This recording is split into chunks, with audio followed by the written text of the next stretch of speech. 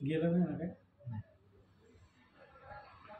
श्री दिव्यात्व शक्ती श्री मानवरूप यांनी श्री प्रमुख 16वे पंचमहाभूत ज्वालामुखी यांना कबूतर पक्षी वाहन दिलेला आहे. त्यानंतर श्री प्रमुख 16वे पंचमहाभूत ज्वालामुखी यांनी ज्योतीचं रूप धारण केले व ती ज्योत श्री दिव्यत्व शक्ती स्त्री मानवरूप यांच्या बाजूला थांबली. दिव्यत्व शक्ती स्त्री मानवरूप आहे, त्यांच्या बाजूला हे ज्योतीचं रूप घेऊन थांबले. संपूर्ण मोकळ्या ब्रह्मांडामधील वातावरणामध्ये, मोकळ्या ब्रह्मांडाच्या वातावरणात ज्या ठिकाणी सर्व मूळ शक्ती, मूळ नवशक्ती ज्या आहेत ना आपल्या, त्या शक्ती थांबलेले होते, त्या ठिकाणी श्री ब्रह्मांड अदृश्य शक्ती यांच्यासमोर वातावरणामध्ये भ्रमण करण्यास निघून गेलेले श्री प्रमुख 15वे पंचमहाभूत चक्रीवादळ हे त्या ठिकाणी परत आले. चक्रीवादळ निघून गेले ना तिथून, आपलं काम करायला निघून गेलेलं आहे, ते परत त्या ठिकाणी आले.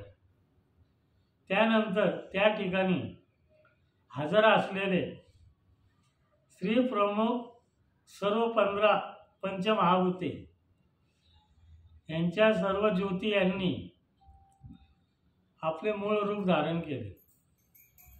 ते सगळ्यांनी परत आपलं मूळ रूप धारण केलं. सगळ्यांनी ज्योतिष रूप घेऊन थांबले होते, मग आता आपलं मूळ रूप धारण केलं. श्री ब्रह्मांड अदृश्य शक्ती यांनी मूळ शक्ती यांचे मंत्रिमंडळ निवडलेले आहे. आपण ते मागे बघितलं.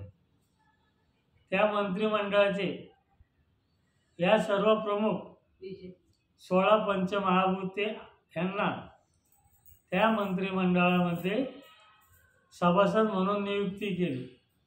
हे 16 जण काय आले, सभासद झाले त्यांचे, व त्यांना मंत्रिमंडळाचे सेक्रेटरीपदी ही पदवी दिली.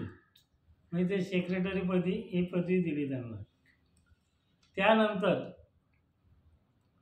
श्री प्रमुख 15वे पंचमहाभूत चक्रीवादळ हे परत वातावरणामध्ये भ्रमण करण्यास, वावरण्यास निघून गेले. ते लगेच मग तिथून निघून गेले परत. त्यानंतर सर्व प्रमुख 15 पंचमहाभूते या सर्वांनी परत आपल्या मूळ ज्योतीचे रूप धारण केले व ते सर्व तेथेच बाजूला थांबले. ते पण सगळे 15 जणांनी ज्योतीचं रूप घेतलं आणि ते परत तिथं थांबले.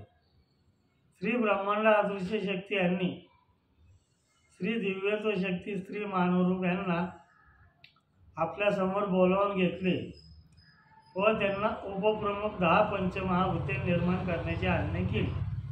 आता हे जे आहे ना, ते प्रमुख 16 पंचमहाभूत झाले. त्याच्या अगोदर 9 काळ राक्षस झाले. आता हे 16 प्रमुख पंचमहाभूते झाले. आता उपप्रमुख 10 पंचमहाभूते पुढं होतील. मग ते आपण बंद करू. आता 16 पंचमहाभूते ते